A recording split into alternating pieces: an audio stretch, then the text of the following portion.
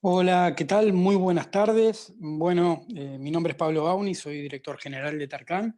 Bienvenidos a este webinar sobre cannabis medicinal en veterinaria. Vamos a tratar casos clínicos. En esta ocasión tenemos el agrado de presentar al médico veterinario Facundo Ponzo. Él está en Neuquén, si no me equivoco, en Argentina. Es médico, miembro de CAMVET y también es médico de la Asociación Veterinaria Canábica de Latinoamérica. Facundo, ¿nos escuchás? Sí, acá estamos, se me ve bien, se me escucha bien. Perfecto. A ver, te Bárbaro, vamos a habilitar para que puedas compartir pantalla. Y perfecto. Nosotros en Neuquén recientemente formamos la primer clínica que tiene integrado como tal un consultorio de especialidad en medicina cannabinoide, en el cual atendemos derivaciones, atendemos pacientes nuestros que venían con otros tratamientos, incluso hacemos algo también de investigación. Dentro de ese consultorio tenemos bastante repartidas las tareas y yo me suelo dedicar más a lo que es la angiología, pacientes con dolor crónico, algunos pacientes que pueden llegar a tener dolor oncológico, aunque no es mi rama de especialidad, sino que yo siempre me baso más en el tema del dolor. Entonces la idea en un principio era, vamos a presentar casos de dolor. Se me hacía por ahí un poquito más de lo mismo, ponernos a hablar de receptores, de mecanismos de acción. Ya esto, como viene avanzando, lo tienen bastante claro, asumo. De cualquier manera, se puede charlar si hay alguna duda o hay algo que no sepan. Entonces, frente a esta situación, lo que se me ocurrió es, bueno, ¿por qué nosotros trataríamos el dolor crónico en un animal? Básicamente, para que no le duela. ¿Y cuál es el objetivo de que no le duela? Que el animal esté bien el tiempo de vida que le queda, que generalmente son animales gerontes con problemas de salud, algunos graves, algunos no tanto, pero que el dolor suele imposibilitar el desarrollo de una vida normal. Entonces dije, bueno, vamos a armar una charla buscando casos clínicos en los que se buscó la calidad de vida por encima de la resolución total o no de un problema puntual. Que en eso también es gran parte de lo que me gusta hacer y de lo que estamos más abocados en la clínica a hacer es cuidados paliativos y buscar la calidad de vida en los animales que no tienen un tratamiento curativo. Bueno, me presentó Pablo, yo soy Facundo Ponzo, médico de la provincia de Neuquén. Soy de la ciudad de La Plata, egresado de la Universidad de La Plata, miembro de la Asociación de Medicina Veterinaria Cannabinoide de Latinoamérica, miembro de CAMBE de Argentina y miembro del consultorio de medicina cannabinoide de P365 acá en la ciudad de Neuquén. Dentro de eso también estamos manejando una serie de consultas de telemedicina. Ahora van a ver de los dos casos que le vamos a presentar, que uno directamente está hecho a partir de la telemedicina y del contacto con colegas en otras provincias. Y tienen mi contacto ahí por si les sirve de algo. El objetivo del curso es, bueno, presentar estos dos casitos muy puntuales, uno asociado a un dolor crónico de tipo neuropático, el otro asociado a una epilepsia idiopática, y más o menos charlar cómo el tratamiento de estos casos con cannabinoides mejora la calidad de vida no solo del animal en particular, sino del grupo familiar en general, que muchas veces pensamos solo en un perro y nos olvidamos que atrás del perro hay un propietario responsable que lo trajo y que se siente preocupado por la situación de su compañero, o su mascota, o como le quieran llamar. Vamos a arrancar con el primero. Es un casito de Coco. Coco es el primer paciente oficial que yo atendí con medicina cannabinoide, el primer paciente con el que traté de verdad un aceite, siendo consciente de lo que estaba haciendo. Coco es un paciente que tiene dolor crónico. ¿Qué entendemos por dolor por ahí y cómo lo tratamos? El dolor en medicina veterinaria se describe como una sensación desagradable que tiene como fin proteger al animal de una noxa o proteger a un animal de una lesión inminente sobre sus tejidos. ¿sí? Esa es la respuesta inmediata por la cual se genera el dolor.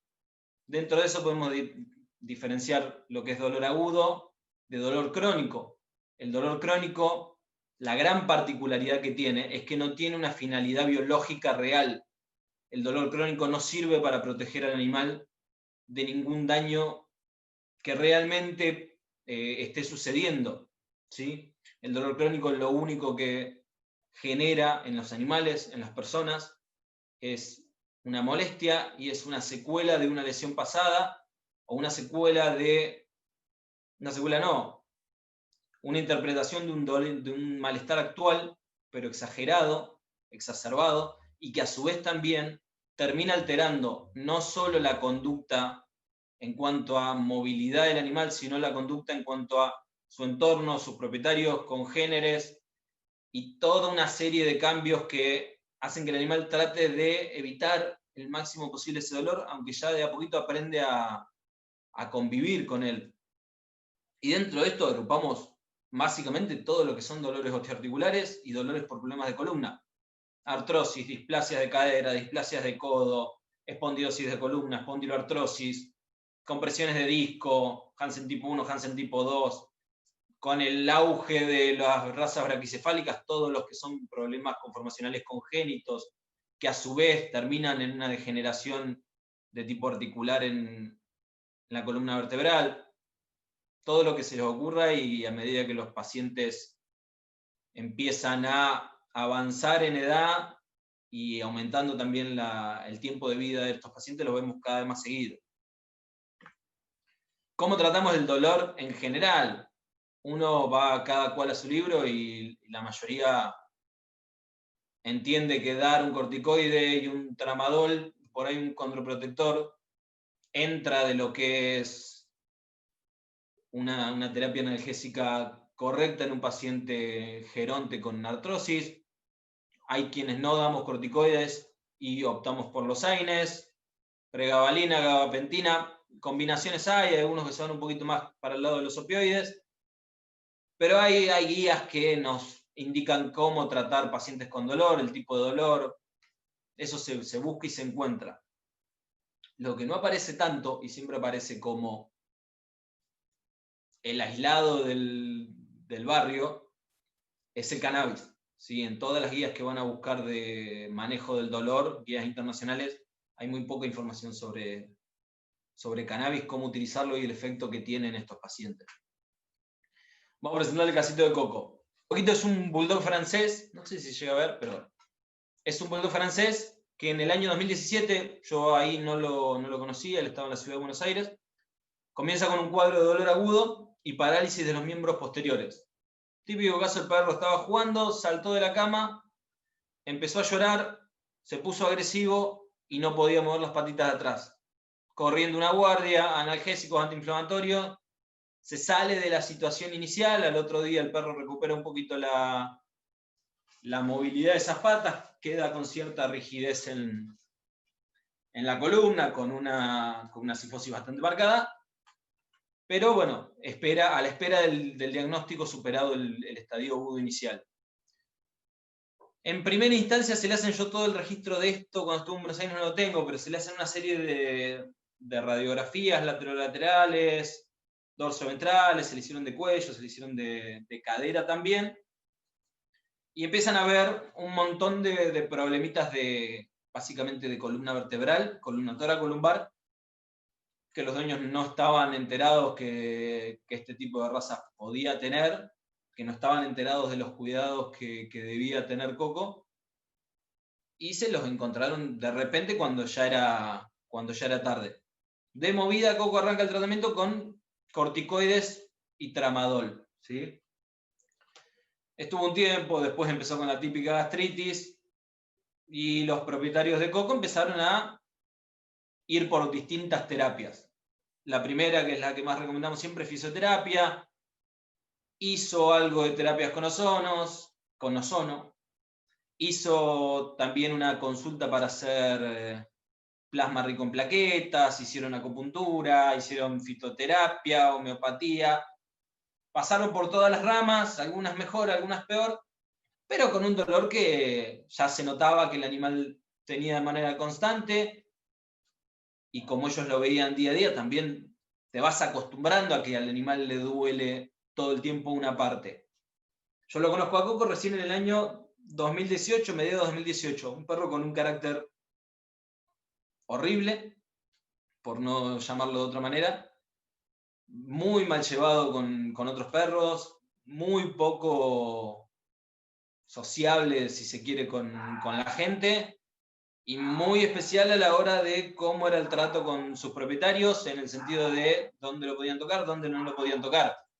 Si ven la fotito que le puse de la derecha, que se las puse por algo, ustedes tienen en el consultorio o en la sala de espera un perro que se sienta así, y lo que más esperan es que ese perro no camine, o que esté por no caminar en cualquier momento. Este era Coco desde el año 2017, no llevaba poquito, esto no es nuevo, esto es una foto bastante vieja, y nunca se sentó normal tampoco. Esto obviamente genera toda una serie de problemas y dolor mal adaptativo a una lesión de columna. Estas placas se las hice yo hace 2 años, en mediados del 2018 cuando lo conocí. No estaba muy ducho con la radiografía en ese momento, así que por ahí no tengo la mejor placa de frente para mostrarles. Sí tengo esta que salió bastante linda lateral, en las que se ve básicamente, y si vamos de adelante para atrás, una serie de mi vértebras, que en este caso son 3, con un desvío de la columna, una estrechez en el canal medular, espondilosis ya reactiva a la inestabilidad de la columna, una vértebra en mariposa que es la última torácica y una vértebra transicional, por si no era poquito de lo que tenía. Y algunos focos de espondilosis bastante leves en algunas lumbares, nada que preocuparse, una cadera que no articulaba del todo bien, pero que tampoco era un problema relevante al momento de verlo a Coco. Lo que sí se puede notar es la deformación que ya tiene esta cadera, esta columna, y cómo el animal va adoptando esa posición todo el tiempo, y la musculatura que se ve va respondiendo también a esa posición adoptada. El año pasado, si no me equivoco, no, principio de este año, tuvimos la posibilidad de hacer una resonancia magnética en Coco, porque el dolor había empeorado un poquitito con respecto al tratamiento que veníamos haciendo, pero en realidad lo que más había empeorado era el tema de la movilidad, ¿sí? La propiocepción estaba cada vez más retrasada, costaba mucho más pararse, pero no era por una cuestión de dolor, sino que ya venía más bien con un problema de tipo neurológico. En la resonancia lo que se ve es estos segmentos totalmente alterados de los cuerpos vertebrales, junto con la protrusión de los discos intervertebrales sobre el canal medular, y obviamente generando una compresión de la médula, que se puede ver acá y se puede ver acá.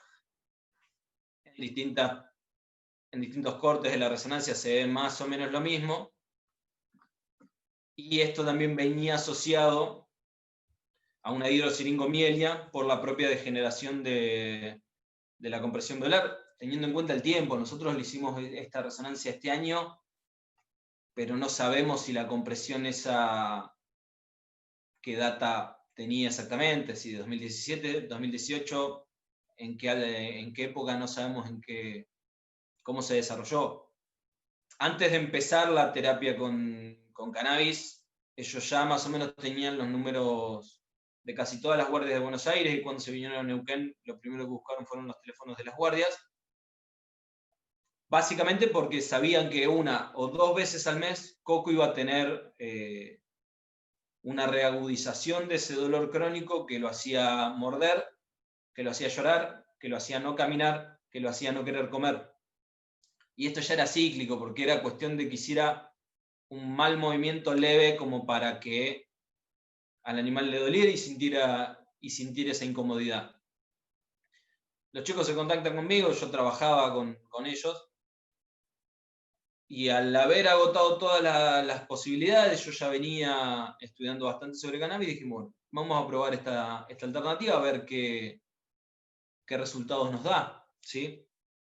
Lo primero que hicimos fue, bueno, vamos a estadificar un poquito en qué grado de dolor lo tenemos a Coco, qué tanto le duele según lo que ustedes ven, qué tanto le duele según épocas pasadas, y en base a eso también vamos a definir cómo vamos a hacer el tratamiento, cómo lo vamos a seguir, y si realmente está funcionando, porque yo mucha idea a esa altura no tenía. Esto fue 2018. Bajamos, yo me puse a estudiar, bajar guías de evaluación de dolor, esta es de la Universidad de Colorado, estas la pueden encontrar en las guías de la Guasaba, que es de la Universidad de Pensilvania. Esta me re gusta usarla, esta yo la tengo por ahí, si quieren se las paso, me parece súper sencilla de interpretar para los propietarios, súper sencilla de leer para nosotros, no nos lleva demasiado tiempo a la hora de evaluar cambios, y es bastante básica en realidad, se divide en dos sectores principales, que uno son preguntas bien específicas como habilidad para correr, sentar, subirse escaleras, estar, y otras que son un poquito más subjetivas, que vienen mucho de la mano de la percepción del propietario en relación a cómo ve a su mascota, si presenta malestar, si no, si él cree que disfruta de la vida que tiene, si cree que tiene buena calidad de vida.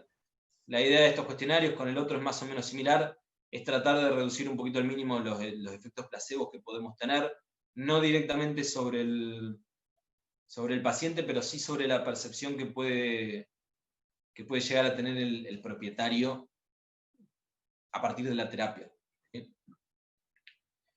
Nosotros con Coquito empezamos con un aceite, le hicimos previamente un chequeo de sangre para ver cómo se encontraban todos sus parámetros. La verdad que no tenía mayor alteración. Sí, lo que hicimos, aprovechando que estábamos en una época un poquito cálida, fue empezar a retirar un poquito toda la medicación, muy de a poco. Lo último que retiramos fue el Meloxicam, que yo le había estado dando por un tiempo. Tratamos de ponerlo en un estado basal, obviamente con reposo, tratando de no forzar dolor en esa columna, y ahí empezamos con un aceite, que ahí, los que no sean de Argentina por ahí no saben que nosotros tenemos una situación muy compleja en relación al aceite de cannabis, el tema de la ilegalidad. Ahora se liberó una ley de aceite de cannabis, que de todas maneras nos deja fuera a los veterinarios, así que la seguimos peleando para poder estar ahí. Entonces, lo primero y lo más importante fue buscar un aceite de buena calidad, que me lo brindaron la gente de Campbell, que ahí fue cuando me contacté con ellos por primera vez. A partir de ahí empezamos con un aceite al que le llamamos multicepa, con un ratio elevado de THC en relación al CBD, sin cromatografía, porque en ese momento no teníamos la posibilidad de hacer una cromatografía, entonces sabíamos concentración y sabíamos que tenía más cantidad de THC que de CBD, y sobre eso a trabajar. Entonces con él lo que hicimos fue empezar muy paulatinamente, empezar de a poco. También empecé de a poco yo, porque no sabía exactamente qué le estaba suministrando al animal. Pero de ahí empezamos a elaborar una terapia de aumento gradual de dosis, evaluando todos los cambios, anotando los cambios. Coco básicamente vivía en la veterinaria, entonces yo tenía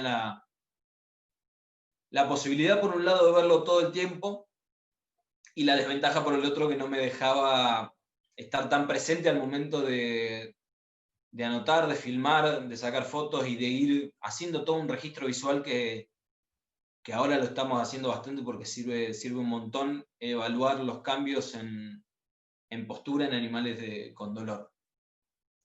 Con este aceite que empezamos estuvimos más o menos un mes hasta que le dimos a la tecla con la dosis justa. Y mientras tanto íbamos haciendo semanalmente todos estos chequeos de evaluación del dolor.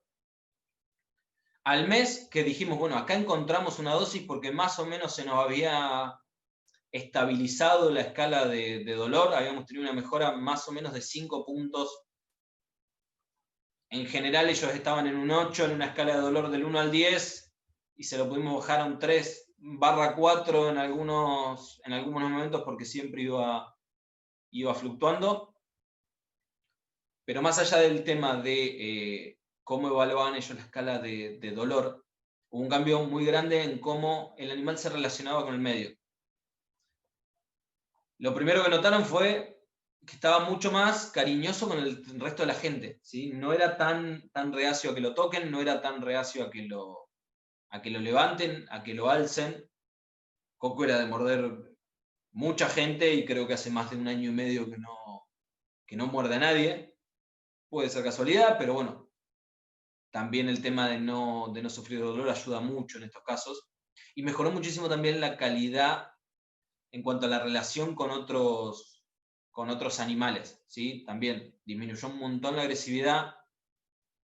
Se permitía también jugar un poquito más con otros perros, que antes lo hacía, pero donde se le saltaban encima o algo no le gustaba, desencadenaba rápidamente una agresión, lo cual hace que un animal con características sociales no sociabilice y ahí se empieza también a alterar un poquito todo el organismo, ¿sí? Quiero ver si les puedo compartir un video súper cortito, que lo tengo que tener acá, porque súper cortito porque no llegué a casi agarrarlo corriendo.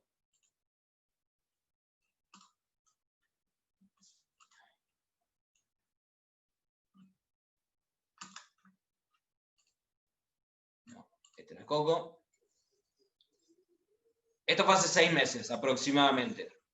Miren que el perro con esas lesiones de columna tiene ganas de jugar, corre, no tiene obviamente no tiene el control de los miembros posteriores que tendría cualquier perro, menos en este piso. Pero las ganas de moverse, las ganas de correr y las ganas de jugar estaban, que también eso era algo que valoraban muchísimo los propietarios, porque lo que ellos querían ver en principio era que su perro volviera a ser un perro, más allá de sus problemas de salud, más allá de su pronóstico en cuanto a evolución de la movilidad de los miembros posteriores. Ellos quieren tener, ante todo, un perro, que eso es parte de lo que buscamos en estas terapias, ¿sí? Y siguiendo, bueno, esto es más o menos un resumen de lo que hicimos con Coco. Y estas fotitos las puse porque el objetivo es, como les digo, el objetivo en toda terapia, o por lo menos en toda terapia que encaro yo, es que un perro con esas placas, con esa resonancia, con ese cuadro clínico, con ese historial, pueda descansar como corresponde, pueda dormir, porque todo animal merece dormir bien, merece dormir sin dolor y merece descansar sin dolor. Y que pueda disfrutar un paseo en el parque, un paseo en la plaza, como cualquier otro perro, más allá de sus problemas de salud, que obviamente son congénitos por un tema de manipulación de la raza, pero él no tiene la culpa de haber nacido así, y el perro en su cabeza quiere seguir siendo perro y haciendo cosas de perro. Entonces lo más importante cuando yo inicio este tipo de terapia, sabiendo que no lo voy a curar, pero por lo menos le podemos dar la oportunidad de disfrutar la vida que tiene, más allá de la mano que le tocó jugar. Y el siguiente, que este también es un casito que me gusta bastante, de este sí, por ahí tenemos un poquito más de registro porque hay una relación un poquito más de comunicación fluida con la propietaria, es un casito de epilepsia idiopática. Y yo le puse más o menos lo mismo, tratamientos paliativos dentro de una enfermedad incurable. Porque como todos sabemos, cuando nosotros diagnosticamos un perro con epilepsia idiopática, sea con el método que sea, lo primero que se le avisa a la gente es que la enfermedad no se cura, que hay algunos casos en los que puede llegar a remitir pero que lo más probable es que el tratamiento del animal sea de por vida. Y lo más probable es que regularmente el animal convulsione, con toda la escala de pacientes convulsivos que tenemos, y que lamentablemente van a tener que aprender a convivir con eso. Y ese paciente epiléptico obviamente se combina con una persona que puede tomar esa epilepsia de una forma o de otra. Hay algunos que mucho no les importará, no le darán mayor importancia y sabrán más o menos cuándo el perro convulsiona. Hay otros propietarios que tienen un vínculo un poquito diferente con sus mascotas, los sufren más, están más presentes también en la vida de sus mascotas y, como algunos dicen, los tratan como si fueran sus propios hijos. Este es el casito de Rubí. Rubí es una perrita cordobesa, una mestiza, 2 años y medio al momento de armar la presentación, y fue diagnosticada ella con epilepsia idiopática desde el 04 desde abril del 2019. A Rubí la diagnosticaron, como se llama en neurología, con un primer escalón de diagnóstico que es básicamente edad de aparición, signología y un chequeo sanguíneo con lipidograma libre de alteraciones. Hay algunos, siempre tratamos, o lo ideal sería que podamos diagnosticar la epilepsia idiopática lo más fino posible, pero a veces las posibilidades no dan. Algunos pacientes que tenemos han llegado al segundo escalón de diagnóstico, que sería la resonancia magnética para descartar lesiones a nivel cerebral. Y el primer escalón, o la base del diagnóstico sería poder hacer mapeo genético, pero eso obviamente está muy lejos de nuestro alcance en Argentina. Esperemos que solamente sea por ahora. Rubí, con el diagnóstico que tenía, no había mucho para dudar. Típico caso de aparición al año más o menos, año de edad, de comienzo leve, pero que fue agravándose con el paso del tiempo. La propietaria de Rubí, ella se trata con medicina homeopática, ergo trata a todos sus animales con medicina homeopática. En este caso, con una veterinaria que realiza medicina homeopática. Y aparte de eso, también lo que hace es una terapia nutricional. Básicamente le da una dieta balanceada natural, armada con su veterinaria, a conciencia. En ningún lado había fallas en cómo se estaba tratando el cuadro de Rubí. Les pongo esta foto que viene ahora, básicamente porque la de izquierda es Rubí al año de vida antes de convulsionar. La de la derecha es Rubí 2 meses después de empezar a convulsionar, que es más o menos 4 meses después de la foto de la izquierda. Hay un crecimiento en todo el cuerpo de Rubí, porque obviamente creció un poquito en esa época. Pero quiero que miren también un poquito la cara de la perra, la expresión de la perra, la posición, el estado corporal incluso, cómo cambia a partir de comenzar con un cuadro de epilepsia.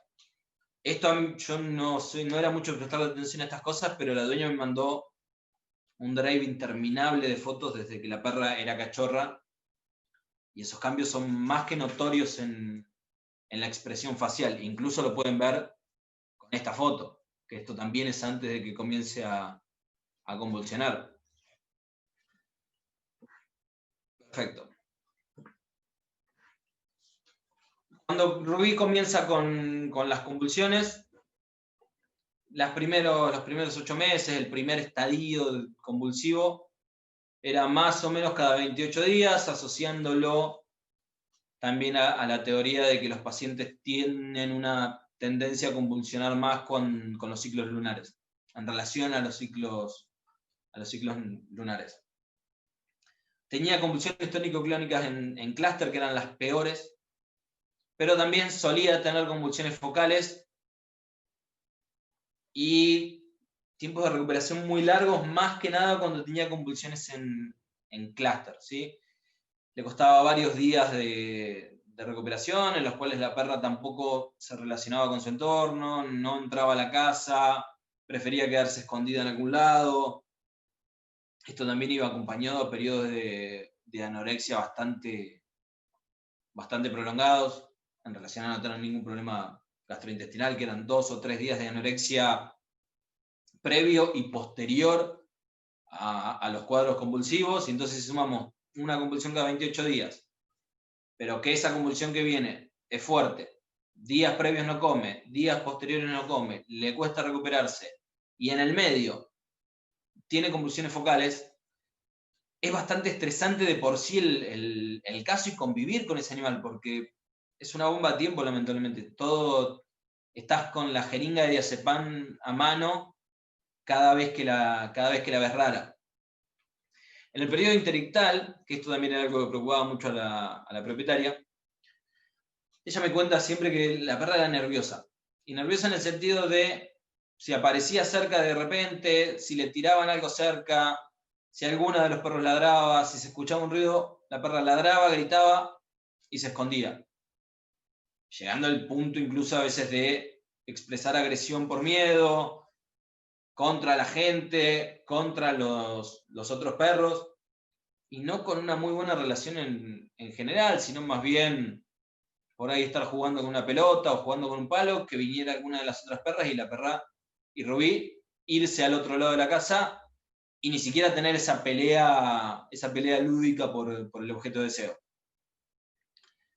Más o menos en diciembre del 2019, estas convulsiones que eran cada 28 días, en clúster, fuertes, pero dentro de todo manejables, se intensifican, se empiezan a hacer tónico-clónicas en clúster, pero más o menos una por semana.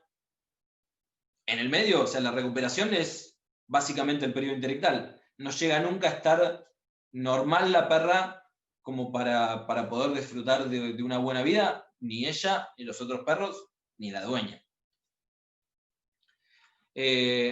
Entonces lo que hace la dueña por indicación de su veterinaria, directamente se compra una caja con ampollas de diazepam y tenía el stock en la heladera porque sabía que una vez por semana más o menos andaba usando una ampollita de diazepam y que tampoco tenían el efecto deseado, o sea, lo único que hacían era controlar levemente las convulsiones posteriores y aplacarlas un poquito, pero ni siquiera es que cortaban con el cuadro compulsivo, con el estatus epiléptico. De diciembre a junio toda esta situación fue básicamente habitual, se acostumbraron a este estilo de vida. ¿Sí? Ya era una rutina, la dueña incluso empezó a trabajar, justo le coincidió la pandemia, entonces se acomodó los horarios que le quedaban para estar todo el día dentro de su casa, trabajar desde su casa, salir lo menos posible, con lo que eso implica también al estrés y a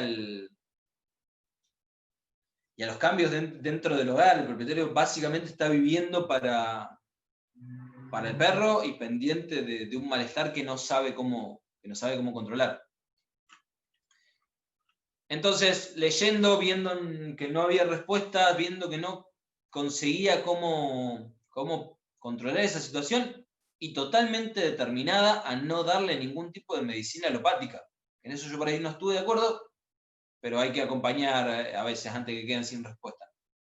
No querían darle fenobarbital, no querían darle bromuro de potasio, no querían darle levatiracetam. Entonces la situación estaba también un poquito complicada. Ella averigua, se compra un aceite en algún lado y empieza a dárselo. En ese periodo, por ahí la primera semana anduvo como bien. A los 10 días, que fue el día anterior a contactarse conmigo, tuvo una convulsión horrible de más de 2 horas de duración, en la que les costó muchísimo calmar a la perra. Los otros perros vinieron y lo atacaron. Un caos fue. Al otro día tuvimos la consulta porque ya no sabían si era el aceite malo, si ellos estaban haciendo las cosas mal, si el aceite servía para este cuadro. Lo que hicimos, bueno, repetimos todos los chequeos de sangre, nuevamente normal, con algunas enzimas hepáticas un poquito elevadas, pero dentro del dentro del rango de tolerancia. Y comenzamos a administrar el aceite en base a lo que nos había dicho el cultivador que tenía,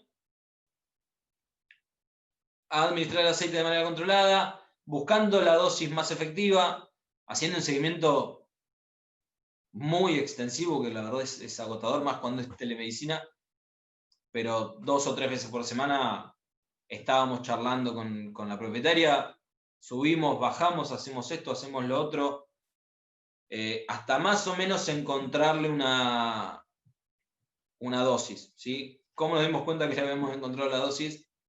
Porque la frecuencia de convulsiones empezó a bajar aproximadamente a las 3 semanas de comenzar con el tratamiento con aceite, ¿sí? Y en base a eso, en base a controlar las convulsiones y al estado anímico general de la perra, es que íbamos también tomando la determinación de subir las dosis o no subir las dosis.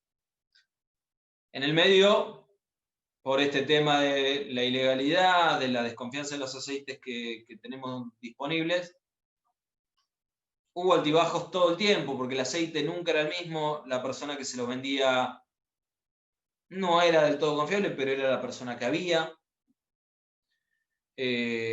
La perra, que no es una perra demasiado pesada, estaba tomando aproximadamente 40 gotas de un aceite de cannabis que en teoría era súper concentrado.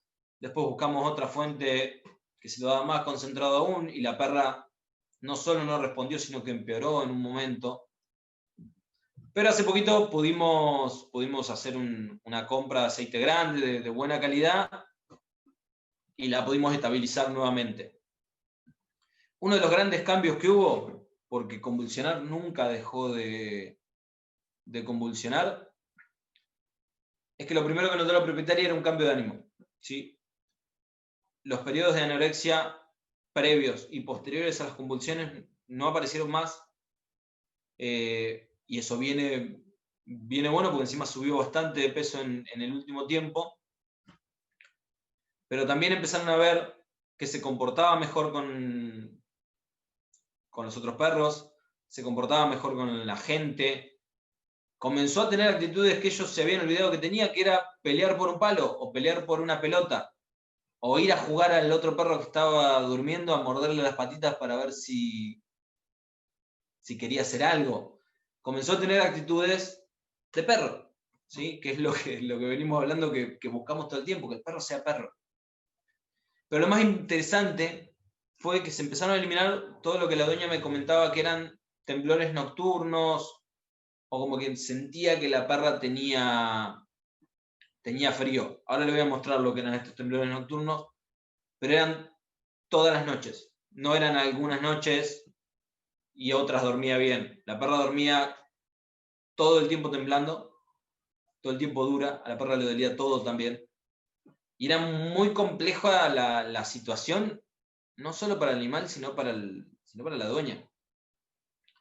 Entonces, por más que en este caso no pudimos eliminar las convulsiones, que a veces es el objetivo que busca la gente, lo que sí pudimos darle es a la propietaria vida entre convulsión y convulsión, y a la perra vida entre convulsión y convulsión.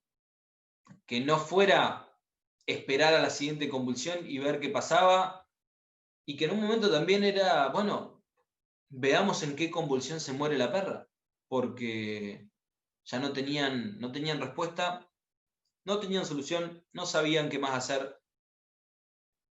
Y llega un momento en el que uno se empieza a bajonear, y la dueña decía, bueno, ¿en qué momento va a tener la última convulsión? ¿En un año? ¿En 2 años? ¿Mañana? Que esa situación de incertidumbre también es súper angustiante y súper dolorosa para un propietario responsable de un animal. Les voy a compartir los otros videitos.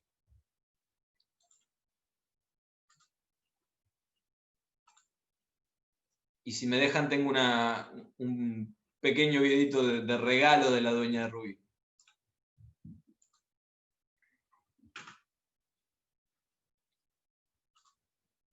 Estos eran los temblores nocturnos que Constanza, la propietaria, me relataba. La perra antes de dormir estaba así, y mientras dormía también un poquito temblaba, pero esta era la situación de todas las noches. no es un caso aislado. De estos videos me mandó un montón porque era lo que vivía el animal, sin mucha explicación para la veterinaria cabecera, sin mucha explicación para la propietaria. Y la perra, obviamente, si observan las facciones, si observan si ven cómo ve, se dan cuenta que es angustiante para el animal esta situación. El otro es algo similar. Esto era una de las convulsiones focales que ella tenía, que empezaba con temblores, con desorientación, mucho miedo, según me relata la propietaria, que ella sentía el miedo que la perra tenía, la angustia que la perra tenía, lo mal que la pasaba en el periodo de la convulsión y lo mal que la pasaba en el periodo posterior a la convulsión. ¿Sí? Estos videos por ahí son largos porque la dueña estaba súper preocupada.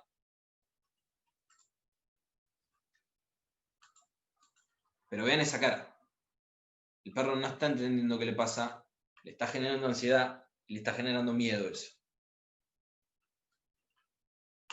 Y el próximo,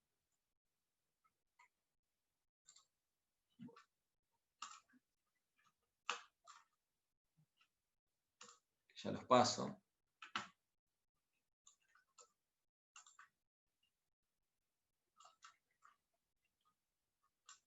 Es bastante similar en cuanto a contenido. Esta fue una convulsión, esta fue la última del mes de agosto, si no me equivoco, cuando estuvimos con algunos problemitas con el tema de conseguir aceite y consiguiendo aceites de una calidad un tanto dudosa. Venía bien y esto fue 2 días después del cambio de aceite. A un aceite que básicamente la perra no quería. Le costaba tomarlo, no lo quería tomar, lo escupía, era bastante complejo. Y si tengo tiempo, si me dejan, les comparto, son 5 minutitos en realidad de un video que me mandó la propietaria, en el contexto también de la legalización del cannabis en medicina veterinaria, pero que se copó y dijo, bueno, yo hago mi video testimonial para contarles un poquito cuál es mi experiencia con Rui. Lo adelanto porque hablo un montón, Constanza. Díganme si se escucha, ¿eh?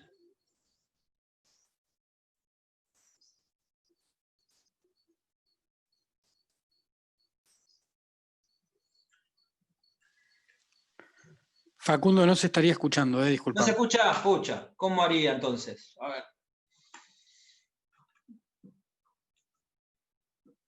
A ver.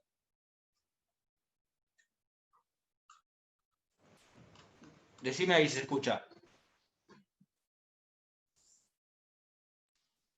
No, tampoco. Escucha. Bueno, nos vamos a quedar sin video entonces. No importa. Bueno, básicamente esto era un relato de parte de la dueña de su experiencia con el cannabis medicinal, su experiencia en particular con su perra, su experiencia con el autocultivo y una descripción de sus convulsiones. Me gustaba y lo quería compartir porque en realidad ella agradecía a todos los profesionales presentes en este tipo de charlas y agradecía a todos los profesionales que se están dedicando a la medicina cannabinoide por darle esta oportunidad, que ella en su momento se sintió muy angustiada y muy afligida por no poder conseguir en su zona a alguien que le pudiera dar información sobre el cannabis, un profesional que la asesorara, profesionales que la contuvieran, y les daba el agradecimiento a ustedes y a todos los presentes por hacer esto en pos de la salud animal y no quedarse con lo conocido, sino probar cosas nuevas y probar cosas que están dando muestras de que funcionan y que funcionan muy bien. Con Facundo, eso estaría, si quieren les vamos a pasar las preguntas. Primero que nada, muchísimas gracias por la oportunidad de dejarme exponer estos casos, los logos de las diferentes asociaciones a las cuales también estoy representando. Y les dejé la foto del comandante, mi gato, que él es uno de los que más tengo que agradecer porque en realidad fue el que me inició en la medicina canábica. Él tenía un cuadro de... Tiene porque no se nos fue todavía, a pesar de las recomendaciones. Tiene un cuadro de cistitis intersticial que en su momento nos costó más de 4 meses revertir, que en su momento también nos dijeron, le vendría muy bien, el uso del cannabis, y el comentario, la asesoría y todo quedó ahí. Yo todavía era estudiante veterinario, no tenía mucho conocimiento, y me mandé a hacer un aceite para darle a mi gato de la peor calidad posible porque no tenía ni idea. Y a partir de él, hoy estoy seguro que lo podría haber tratado con cannabis con un gran éxito, pero no hace mucho no teníamos la oportunidad que tenemos ahora de tener estos cursos, tener estas charlas, tener tanta gente interesada por la medicina cannabinoide y tantos médicos a los cuales poder acudir para que le brinden una excelente calidad de servicio y un profesional que contenga estos cuadros, porque en general suelen ser los más complejos de tratar y los que más afectan a los grupos familiares. Así que ante todo, muchísimas gracias a todos ustedes. Bueno, Facundo, muchas gracias por la presentación y por compartir toda la experiencia y tus experiencias. Y bueno, hemos recibido en el buzón de preguntas bastantes preguntas que no sé si nos dará el tiempo para responderlas todas, porque tenemos al doctor Juan Fernando Contreras que va a arrancar. Sin embargo, nos gustaría ver si, te voy a ir haciendo un par de preguntas y ver si nos la podés ir respondiendo. El señor Jorge Cardona nos pregunta una batería de preguntas que te las voy a hacer todas juntas, a ver si las podemos ir desmenuzando. Ok. ¿Cuál fue el programa terapéutico en cada caso? ¿Cómo se manejó la etapa de impregnación? ¿Cuál fue la dosis miligramo-kilogramo en cada etapa? Y para cada uno de los diagnósticos, ¿cuál fue la relación, me imagino, THC-CBD seleccionada? Primero que nada, me gustaría saber a qué te referís con programa terapéutico, que asumo yo que por ahí sería el tema de la dosificación o cómo encararlo. Fueron 2 casos diferentes en cuanto al tratamiento. En uno, básicamente por la inexperiencia. Yo no tengo problema en decirlo. El caso de Coco partió de la inexperiencia y del miedo de no saber qué era el cannabis. Entonces, en el caso de Coco arrancamos con una dosis súper baja, que acá te respondo. No puedo saber qué miligramos kilo en cada etapa estábamos usando porque no teníamos cromatografía de esos aceites. Ahora viste que se está habilitando un poquitito más el tema de las cromatografías y la medición de aceite, así que en realidad es un trabajo muy artesanal el que veníamos haciendo, no tan basado en dosis, sino más basado en respuesta y en controles clínicos. ¿Sí? Con Coco no hicimos una etapa de impregnación porque fuimos muy lento, muy despacio y haciendo aumentos graduales cada 48 o 72 horas con el solo hecho de probar, a ver qué pasaba. Por eso te digo, en este caso era súper artesanal el trabajo, ¿sí? Con Coco la relación THC-CBD era con un ratio más elevado hacia el THC, ya sabiendo de entrada que en realidad, por lo menos yo para el dolor, lo que más recomiendo, lo que más suelo usar es THC y en general THC ácido. Tampoco recomiendo dosis elevadísimas de THC y casi nada de CBD porque muchas veces vienen con alguna medicación que puede actuar como inductor hepático y hacerme que aparezcan algunos efectos no deseados un poquito antes de lo esperable. Y con Rubí cambió un poquito también la metodología de trabajo, ya con un poquitito más de experiencia.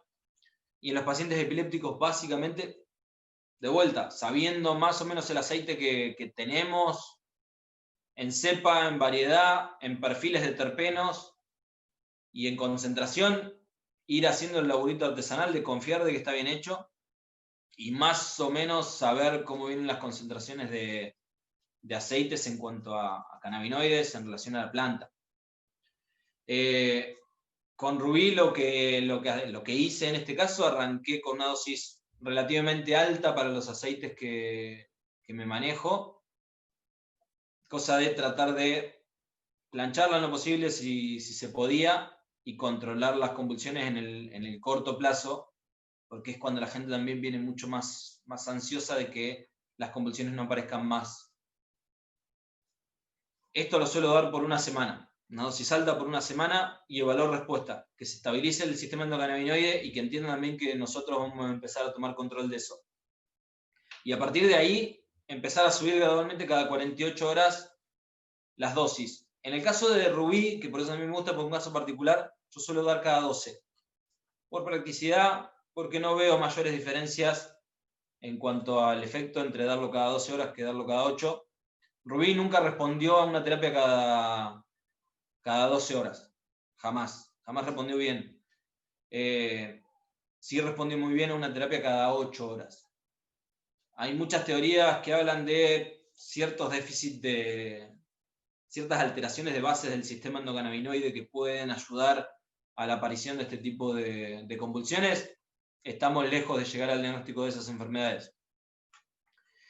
Y en Rubí buscamos en principio algo que tuviera más CBD, o por lo menos que tuviéramos una relación 1 a 1.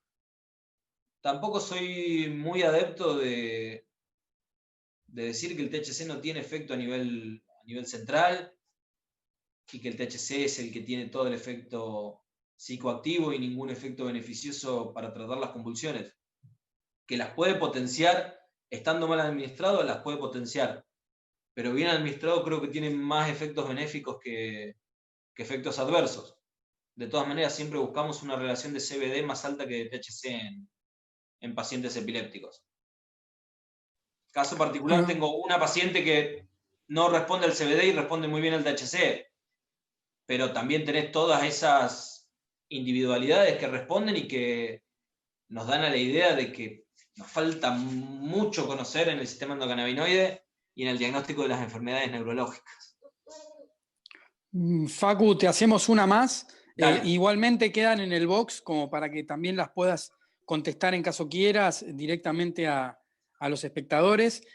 Vamos a aprovechar acá. Brenda Junín nos dice: buenas tardes, Facundo. ¿Uso siempre la misma cepa a lo largo del tiempo? ¿Única administración diaria o repartida?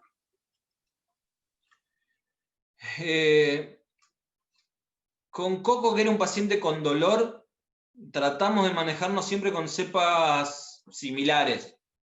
Pero la realidad es que no hicimos demasiados cambios en cepas, porque el animal lo que nos permitía era en verano reducir mucho las dosis, incluso hacer paradas en la terapia. Los meses de mayor temperatura, en los que todo el dolor articular se reduce, nos permitían no ser tan agresivos, incluso suspender la terapia, pasar a terapia física y después volver con el mismo aceite, entonces no teníamos grandes variables en ese caso. En el caso de Rubí, por una cuestión de obligatoriedad, pasó por un montón de aceites, que algunos respondieron muy bien, algunos no respondieron tan bien, algunos respondieron mal. La idea siempre es, desde Campbell lo que hacemos es tratar de estabilizar una cepa. Nosotros estamos usando una que se llama Amnesia CBD, para más o menos tener parejos a los pacientes y poder desarrollar algunas experiencias de las clínicas que sean valederas, porque si no se deja mucho librado al azar en cuanto a la composición del aceite. Y con la otra pregunta, yo siempre doy mínimo 2 dosis al día, o sea, cada 12 horas el aceite. Obviamente hay individualidades, hay 1 o 2 pacientes que no lo toleran cada 12, no notan buenos cambios y se lo dan solamente a la noche para que descanse. Se adapta, toda terapia se adapta al paciente, que es como debería ser. Pero lo ideal sería que que sea repartida en varias tomas la toma, y siempre lo que les avisamos, siempre lo que decimos, la vía de elección, salvo contadas excepciones en las que no se puede, es la vía transmucosa en la mucosa gingival, que es la que también hemos encontrado que nos hace reducir considerablemente las dosis utilizadas y aumentar mucho los tiempos o sea, acelerar mucho los tiempos de acción. Facundo, Sí. bueno, de vuelta agradecerte, obviamente en nombre de Tarkan, y decirte que si te interesa, porque la verdad que se armó un lindo debate, podrías quedarte contestando en el chat. Dale. Si gustás de eso. Ahora nosotros vamos a hacer un pequeño break, un corte, para que luego pueda hacer su conferencia el médico veterinario Juan Fernando Contreras desde México. Perfecto. Gracias por todo, Facundo. ¿Querés dejar tu correo o alguna red para que te puedan contactar? Mi correo está ahí, mi correo es facponzo, o sea, FAC, de Facundo Ponzo, @gmail.com, y en las redes estoy básicamente igual porque no tengo mucha imaginación. Bueno, buenísimo. Muchísimas gracias por participar y Listo. ahí queda abierto el debate a todos los espectadores. Les decimos Ahora que nos vamos a poner a hablar ahí. renovamos ahora un ratito, damos un break y volvemos. Muchas gracias, Dale, chicos. Facundo. Muchas gracias Chao. a ustedes. Nos vemos. Gracias.